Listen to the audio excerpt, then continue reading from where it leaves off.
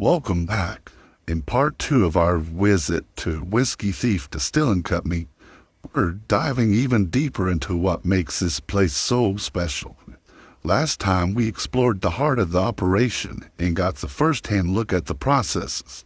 But today, it's all about experience. So sit back and join us as we continue our adventure at Whiskey Thief. We're here at Whiskey Thief, and we're with? Jeff Markowitz. I'm COO at Whiskey Thief. And he has been here out of retirement. He came out of retirement to come here to work here. I know how that works. You guys know that. So they always give me trouble about retiring and not enjoying it. But this is enjoyable, isn't it? Well, this is a great place. We really just, we want our customers to have a good time. We really want to be viewed as a destination and an experience. We are a distillery. We make great bourbon. We make great rye whiskeys. But we really want people to leave here saying, wow, this was different than anywhere else I went. Yeah. And I tell you, we were looking through the mash bills, and one of the things that kind of caught my eye was on this one that we're trying now, which is 64-24-12. Which, if you guys know, is not a common mash bill that we see amongst other providers and other distilleries. So very interesting kind of doing like that. The 107 proof is, of course, on our logo, so that's always helpful. But what are some of the other things you were mentioning? Some other things around here that make it fun. Well, first of all, reservations are welcome. We never turn away a walk-in. We have live music on Fridays and Saturdays. We've got a set from 12 to 3, another set from 3 to 6. We've got a food truck that's open from Thursday through Sunday. And then you've seen the grounds. We just want to be a place where people want to come, hang around, chill out. We don't care if they stay all day. There are groups that come in, they want a shotgun. They want a shotgun all 5, boom, out of here, I'm going to the next place. So we just want to accommodate whatever our visitors want to do. Yeah, and I tell you, the big thing is we've been through some 10 million gallon a day distilleries, these huge, massive places. Well, this place does it on a much smaller scale, but they put a lot more love into it. We met the master distiller director, Lisa. And she was very informative. You might know her from her days with Widow Jane. Widow Jane, exactly.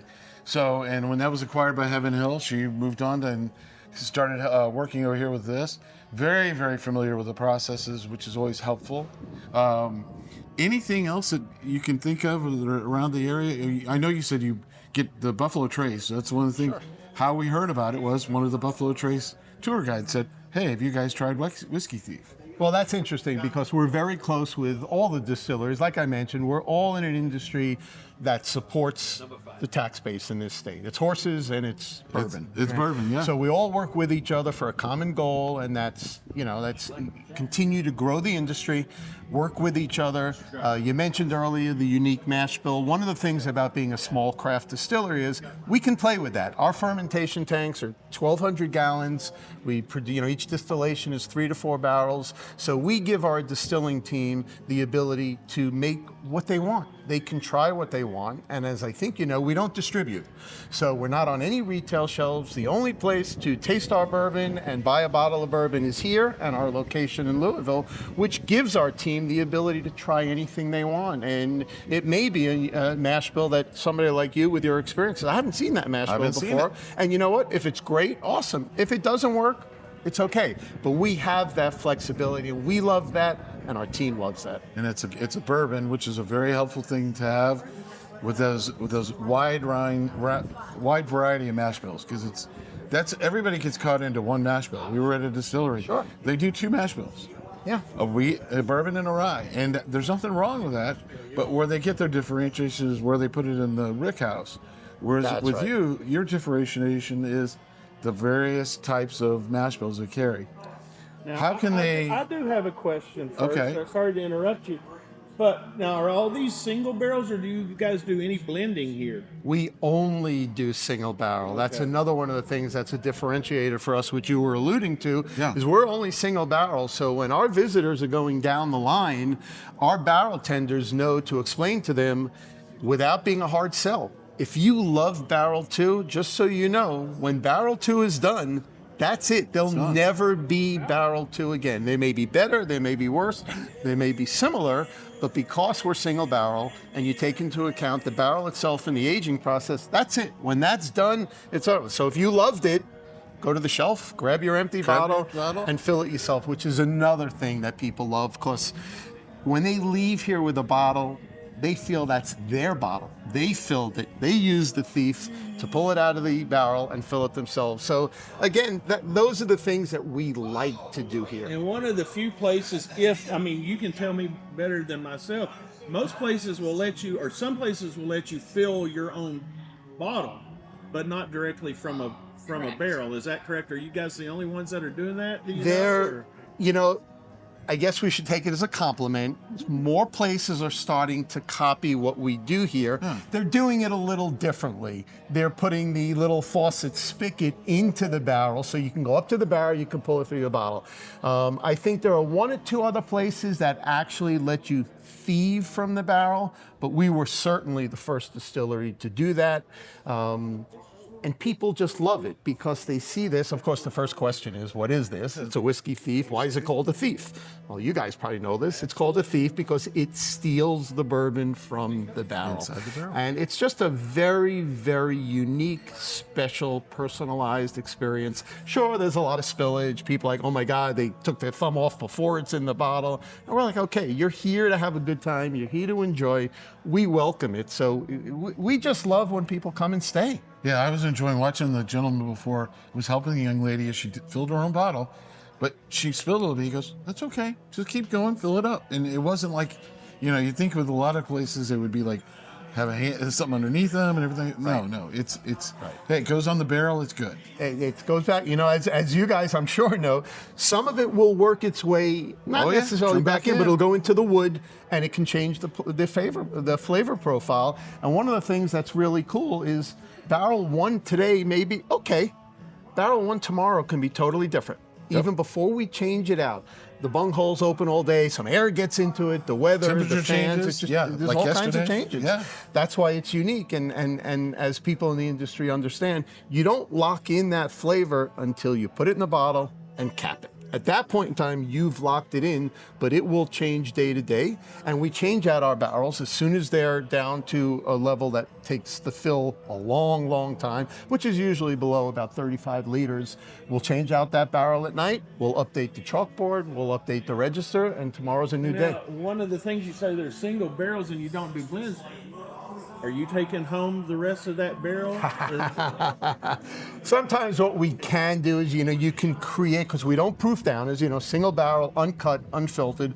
We don't proof down. Some of the product can be used to create a bottled in bond, which we sell up in the gift shop, which is very standardized. That makes sense. sense. But, it was one of the first questions I asked Walter the first day I came here, being a neophyte to the industry, is if everything's single barrel, how do you create consistency?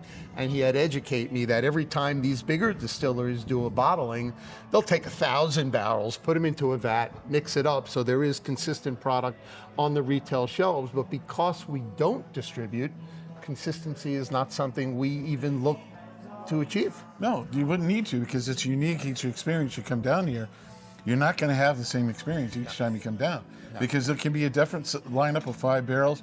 We noticed that those 5 barrels over there, they're a little different, and we know one of them had a lower proof to it. You've answered the question. You don't proof it down. Yep. So it's just that's the way it came out of the barrel. And whether it's great marketing or not, but once you come here, like you said, you'll never get that barrel again. So that's just as an invitation to come back every time you come to Kentucky. Exactly. Because you're going to get something new and fresh every single time you come to Whiskey Thief. Yeah, we've got a lot of repeat customers. It's interesting. We have groups that come from Chicago, Indianapolis, all over the place. And we have groups that will be at the front door at 10 o'clock, waiting for us to open the door. And it's the same group that's sitting on the Adirondack chairs at 6 o'clock because they've enjoyed themselves, they've enjoyed the music, burning a barrel, they've had lunch. And that's really what we want to be. We like to say we're in the hospitality business. We do it using a distillery as our methodology, but we're in the hospitality business. As far as I'm concerned, when people leave here and they say, I want to leave a Google review, and Walter always challenges me on this, I'm like, I don't really even care if you mention the whiskey or not, because look, there's 150 plus distilleries in this state, and most of them are really good, right? A lot of them pump out good, good whiskey. But I want it, I want the differentiator to be the experience. Our team, we train our team, we work with them closely. They're very welcoming. But at the end of the day, there was a book written by the founders of 11 Madison Park in New York, the restaurant, and it was called Unreasonable Hospitality. Yep. That's what we train all our people. People need to leave here and say, wow, that was an incredible experience.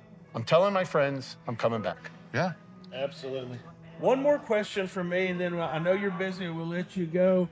But do you guys ever do barrel picks? Do you let people come in and actually pick a barrel for like a club or for, a charity or something? I know there's a lot of different reasons why people pick barrels. Yes. So do you guys So do the that? barrel pick business, we started about 3 years ago from nothing.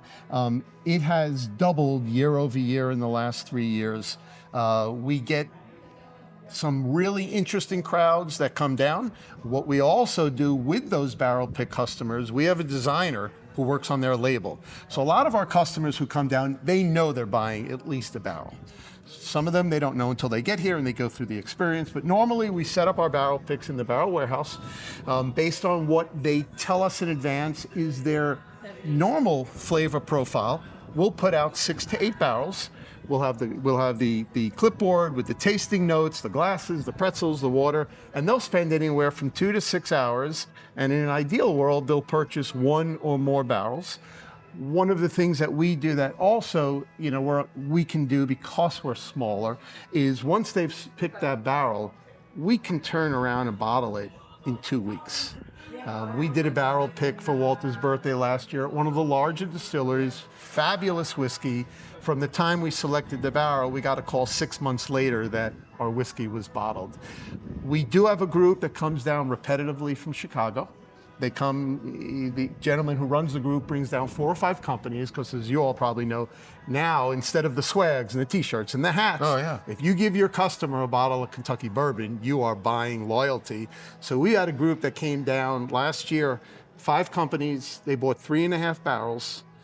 They left at 6 o'clock. We called in our bottling crew. We bottled 1,440 bottles, labeled, sealed, overnight, in cases, ready to go. Wow. So we can do that. We don't want to necessarily turn it around in 12 hours. Your bottling but we crew can do that. Yeah, but they do it. We're flexible. We're flexible. We want every customer, whether it's barrel pick, whether it's a visitor, whether it's somebody just coming for food, we want every customer to leave here saying, that is so different than anything else I've done. Well, very much appreciate your time. Well, it's my nice pleasure. Nice to meet you As well. Remember, everybody, check around on the web when we broadcast this. We'll have their web address. We'll have all their other social media contacts available for you. And remember to like, comment, and subscribe if you want more of this content. All right, well, folks, we're in the barrel house here at Whiskey Thief. We just want to give you a little rundown through here. A unique way of actually storing barrels, not in ricks, not on pallets, but on these little metal racks. Roger said that these racks are actually earthquake proof. Now, I don't know how many earthquakes come through here in Kentucky, but if they do, they're going to be pretty safe here, because most of these, if not all of these barrels, are on these racks right here. And so you can see all of the barrels here in the barrel house. And they're, like I said, they're all single barrels, a lot of different mash bills. And so just stacked up. Very cool. And Jeff was telling us just a second ago that they go through 250 pounds of corn a week. And Buffalo Trace goes through a little bit more than that. Just to put in perspective, this is a small scale grain to glass distillery. And I bet you there might be something in those steel containers there too. But we'll see. Anyway, folks, like I said, be legendary. Come to whiskeythief.com. You can go there. You can find out all the information on Whiskey Thief, buy merchandise, bottles, and just about anything that your little heart would desire. So until next time, be legendary, and we'll see you on the next video.